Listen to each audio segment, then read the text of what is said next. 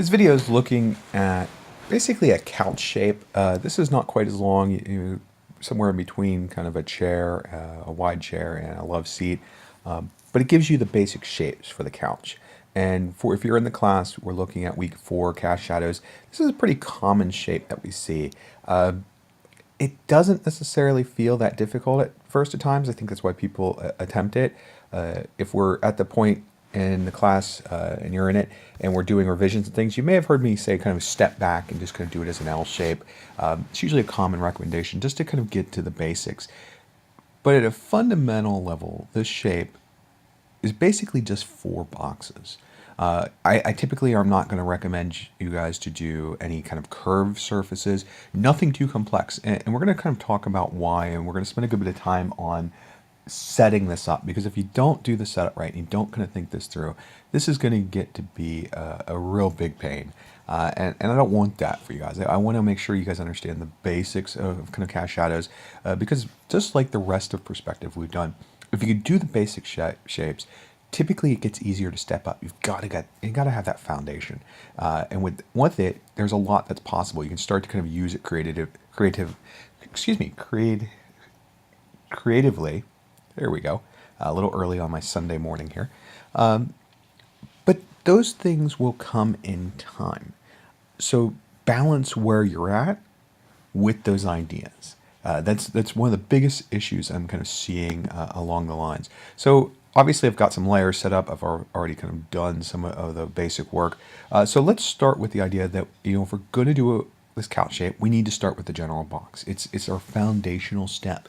If you're not drawing the box first, and that's especially true with tilted planes and triangular prisms, it's not going to be right. I mean, at the end of the day, it's going to fall apart. And so we've got to do those steps. If you're not doing it, you're not doing perspective. You're not doing what we've kind of been focused on. And so it's important to understand that. We've got our box shape here. I'm going to go ahead and drop off the darkened. And so once we have this box shape, we can look at the pieces we want to do. So we start with this back shape. You can see it kind of in its gray lines, the part that's important. We still use the back portion of the box, but now we're coming forward some, giving us the plane, and we're extending it down to the ground plane. It's got to be at the ground plane. If it's not at the ground plane, we don't know where these points are, even the hidden points, so we're drawing as transparent shapes. Doing the cast shadows isn't going to work. It's going to fall apart. So we've got to do that. Next, I come in and do the arms. Obviously, there's a lot of line work happening here. It's going to get confusing. You've got to kind of balance that out. This is part of why, suggestion-wise, I'm saying do the L shape in most cases. If you want the arms, that's fine. Be prepared to keep this organized. And that's where, darkening in the shape helps. Well, now this makes a little bit more sense. Now I can kind of follow what was going on. The guidelines at the top were dividing the box shape up, kind of seeing the start of it. Ideally, we would do some measurement work to make sure that this foreground arm is in proportion with the background arm. Didn't do that in this case. I didn't want to overwhelm you guys. It's still a little bit early. But again, that's why the L shape comes in. And I'm going to continue to advocate that L shape. I know it's overly simple, but it focuses on this core element that we're trying to do in those first cast shadows. Even with the final assignment, you have to balance those out. If this is a focal point, this is your key kind of piece of the image, then go for it. Then do all that extra work and take that time. Obviously, here you can see that this is kind of in a green cyan, to help organize it. How do you do that with your pencils? Use variety of values. You use the lightest values for the general box shape. You keep going darker for important details. You darken in pieces to help you keep organized. Don't overly darken something in, because we're going to add value at the stage of week 4. And we don't want those lines to show up. We don't want to have outlines. We want to use a contrast of value to define edges. And so that becomes important. Just drop that darkened off. And so if we get rid of the arms, we can look at the seat. The seat's pretty easy. So this is part of why that L shape becomes important. When we put the arms back, you can see that it's just the inside. We don't need the rest of that information. Okay. I'm reusing some guidelines, so there's lines from the arms that extend where these points are on the ground plane. So I want you guys to just go see that, and then see that we're kind of reusing some of these. Objects in series, kind of continuation of that point. And last, we had our darkened in element. and then I bring in our shadow vanishing point light source. I haven't worked out the shadow vanishing point light source, whether the cast shadow is going to work and be entirely visible. I know that certain points are going to be visible, and it's going to be enough to really show an understanding of cast shadows, but I want you guys to start to be prepared to how to deal with things that go off your compositional space as well. So we're going to leave it at this stage. My thought is this portion potentially is going to get close to being problematic of coming off. I don't think it's going to, but again, that's where some trial and error is necessary. We'll talk about trial and error in the classroom and potentially in another video at another time. But for right now, let's kind of start to dive into what you need. So basically, you need to treat all of these shadows separately. That's my suggestion at this stage, because you're not going to be able to see where each of the individual ones are. This goes to the table supplement file. It really is kind of the guideline for treating shapes individually and then combining the shadows later. So let's start kind of furthest out and work our way back. Shadow vanishing point guideline. That's kind of the first starting point. So we're going to do the armrest on that right side. Let's get our color set up the way we need it. I'm going to use magenta. That's been the standard we've been using for cast shadows. We're going to keep doing that. Organization. So an organizational step when you're using values.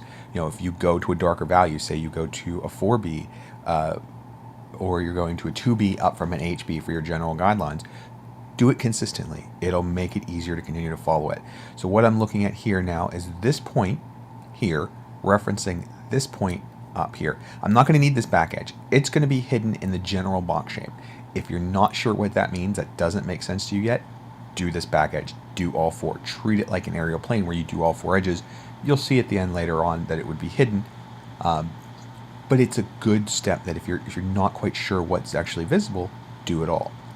And what gets lost, it'll be a little bit extra work at it, but the shadows that you don't need will get lost when you start to fill it in. So there's our first shadow vanishing point guideline. So to get a sense of where this light source is going to go, we're going to go to our top of our light source. Obviously, you want to draw this in as a lamp. You want to indicate, you know, is it hanging? Is there something, maybe a hanging light? Is there a lamp attached to the wall, a light attached to the wall, a floor lamp? However you want to do it, that's fine. The light source and the shadow vanishing point work together, but they're not kind of defining the light source. You've got to define it some way. Remember that the shadow vanishing point is just the location of the light source on the ground plane. It doesn't need to be a floor lamp. We see those often. Don't feel like you're stuck in that. Coming back to our cast shadow that we're working on. So our shadow vanishing point is hitting this point. We come up to the top of it. We extend that angle at the same line, connecting those points. Where they end, that's the length of your shadow. Together with other points, it's going to create the shape of your shadow. But notice, it touches this intersection right here of this line and this line, same as the shadow vanishing point does in the ground plane. We don't want to have it where it's up higher or off somewhere else. It's going to be confusing. It's got to really basically touch that point to make sense. Let's go ahead and throw that in orange. And so I'm going to run through the other points that are necessary and look at that general shadow. This part is a little bit going to go quicker because basically this is a continuation of what we've looked at with our basic cast shadows. And so if this is going too fast, you really should go back to there and kind of start with that point. The key of this video is ultimately bringing these shapes together. So there's our 3 shadow vanishing points.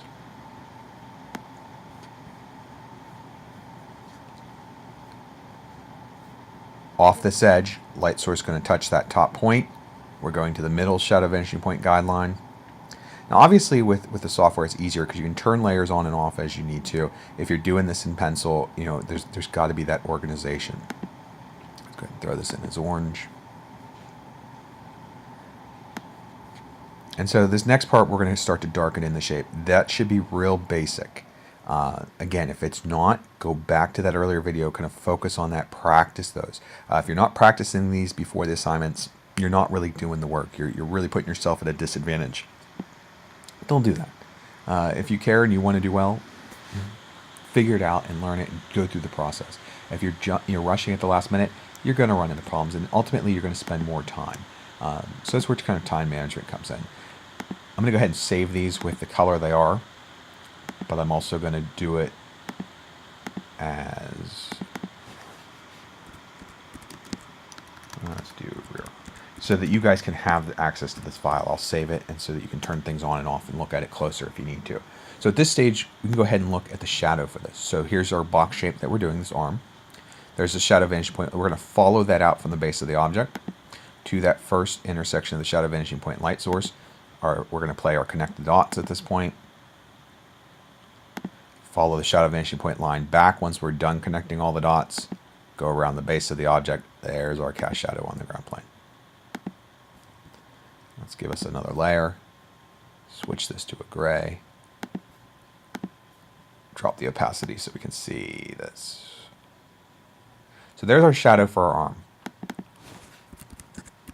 Go ahead and label this so we have it organized. But that's the shape of it. If this was just the box shape, that's all we would need. So let's go ahead and look at the back. Obviously, I'm going to turn these off so you can follow the video. Obviously, we've talked about organization at this point. We're going to keep doing that as we need to.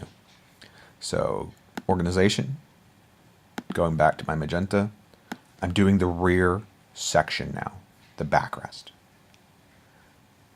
I'm going to extend my shadow vanishing point guideline out. We're following this edge here, where it meets down here.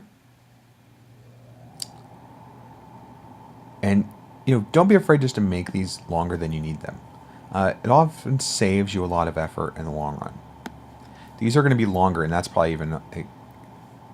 I would have liked to have gone even longer with that line, and I'll deal with that later if it becomes an issue. But it's better to kind of be safe at this point. You don't want to have to be kind of retracing lines doing that. It's going to just make it harder to follow. So this is, and again, with the software, I can kind of pay attention to what my angle is. It's negative 11 degrees. I don't necessarily need to see it. I can check the angle that way, come back, they're touching. That's what I needed. One of the benefits of doing this with software, which I know not necessarily ideal for you guys because you can't watch me draw, but that's our circumstances that we're at. And a lot of you later on will probably just do this on software anyway. Light source, back corner here, extend down.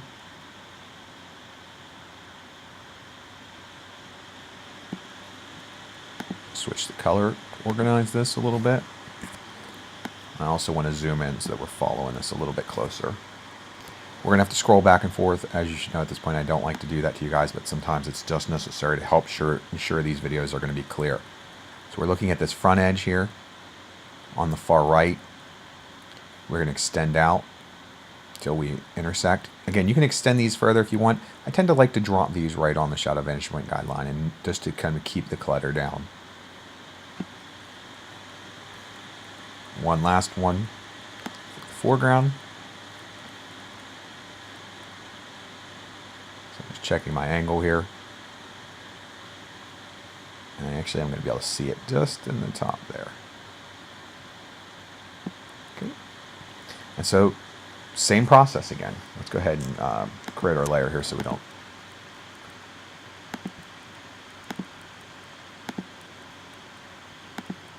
That other step that I'm doing in between, if you're following along, is just so that I don't lose the color if I merge them all together.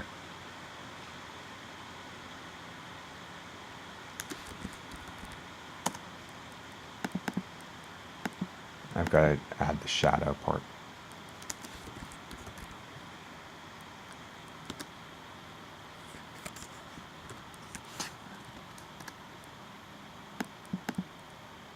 Just bear with me one moment. Again, trying to keep this organized for you guys. So we're going to go ahead, add our layer, do our shadow at this stage. So following along that shadow vanishing point guideline where it exits the shape, so where it's coming out from behind. And you can draw it from the entire object if you need to. Just darken in, only create the shadow for what's actually visible. And again, that's kind of going back to the earlier videos. We're playing our connect the dots. And the only reason we're going to go through all these steps right now is just to make sure that you guys have the basics. Obviously, this is going to go through the base of the object. I'm not going to do that. I'm going to continue on with that practice of just coming up to the object. And so we're going to do these last ones a little bit faster.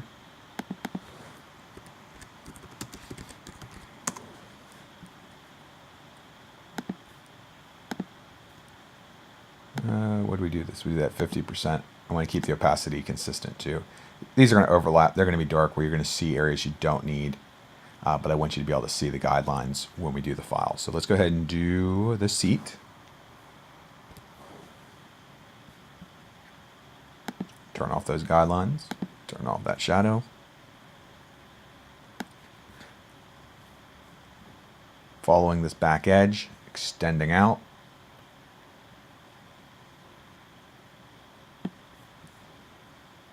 Do it for the other 3 edges that I know will be visible.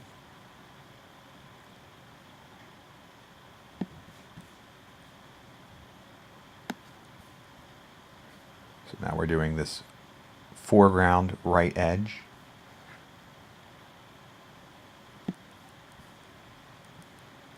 Light source. We'll switch to orange after I draw the line. Bear with me there.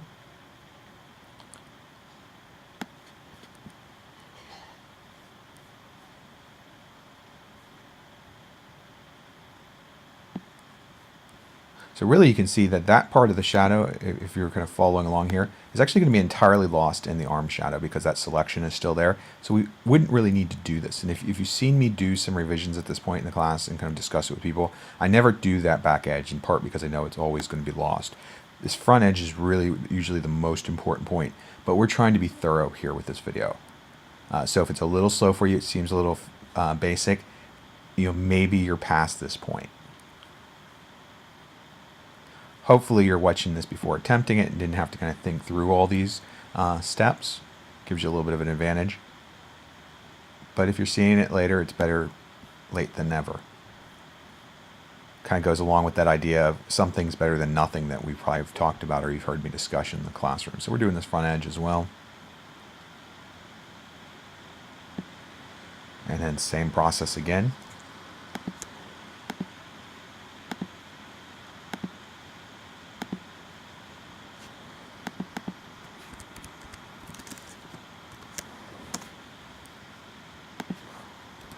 Creating my layers, following out the back.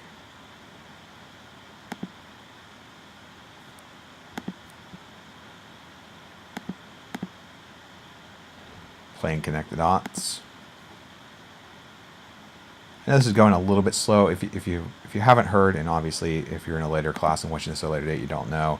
But since we have a little bit of time, I had wrist surgery recently. I'm actually trying to use my right hand despite being left-handed. So that's why I go a little bit slow at times with some of these.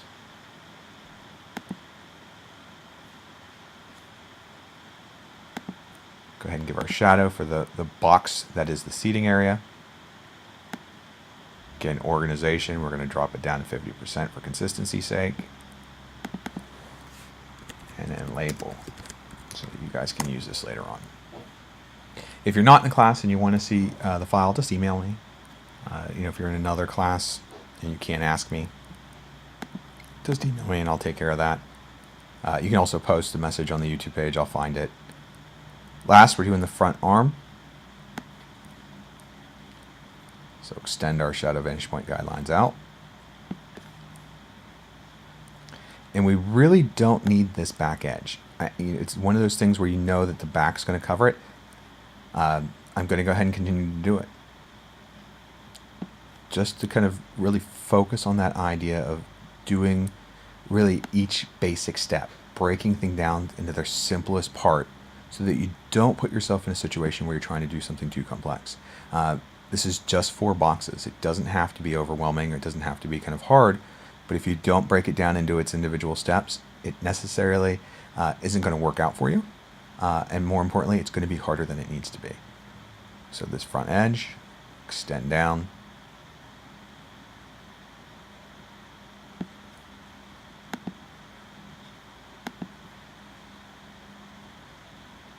And again, organizing, using it in orange. We'll take a look at all the guidelines at the end just to see kind of the cluster that even something that's so basic as 4 boxes creates. When you're on the software, it's so easy to turn layers on and off and deal with extremely complex situations. When you're hand drawing, especially at this early stage, keeping it simple really is the best. Let's go to this front edge. And so here we have a situation where these guidelines are going to kind of overlap to some degree. They're very close to each other. It's an easy way to get confused. So be careful about that. I'm checking the degrees on it.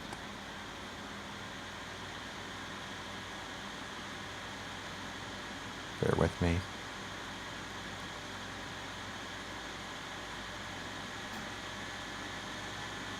Obviously, I can't see either point that I'm referencing, so I'm actually going a little slower than I'd like to be. And this probably will overlap. Well, it's pretty good, pretty close. And it touches. But that's going to happen, and it's one of those things where you just have to be ready for it. We've probably discussed kind of placement of light source and things so that your shadows are complete and your kind of guidelines are clear. As you get to this stage, that's not always going to be possible. We've got our last piece of the puzzle that we need.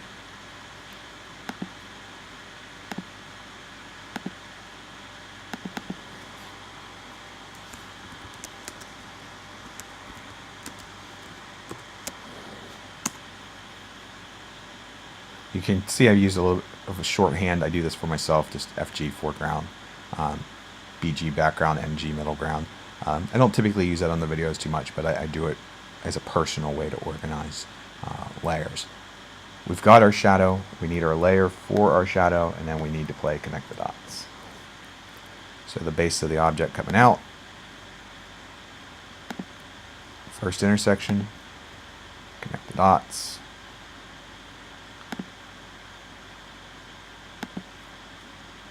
Back to the base of the object along the base. Put our shadow in. And so there's the shadow for that foreground arm.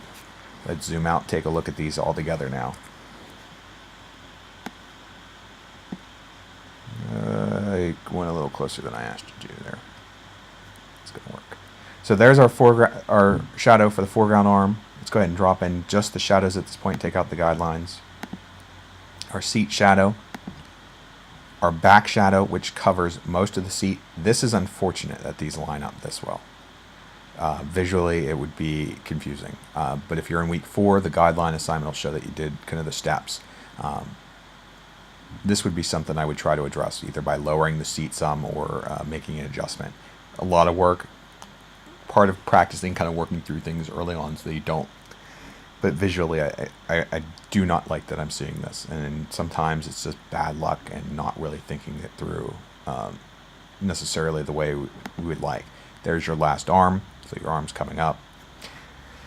There would be the intersection with the seat. The other option would be to make this taller in the back. That would probably be not ideal either. It's going to cover up the seat more. You could make it lower as well. That would be an option. Just lower this down to the height of the arms, and that would help that seat kind of stand out a little bit more.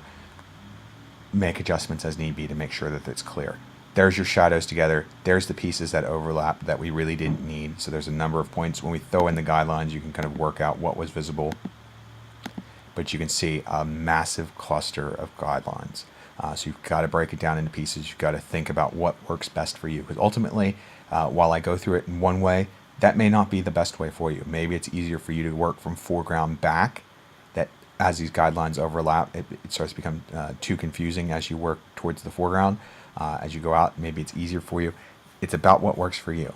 But the basic steps in a completed image all need to be there. And so that's typically what I've looked for in assignment 2 of week 4.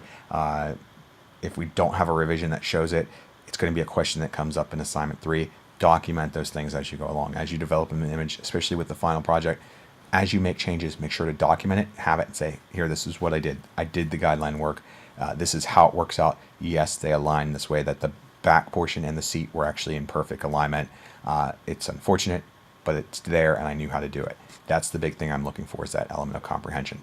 The fact that these overlap isn't a big deal at the end of the day for the assignments, but we need to see the work that you did it and we know that it was done correctly.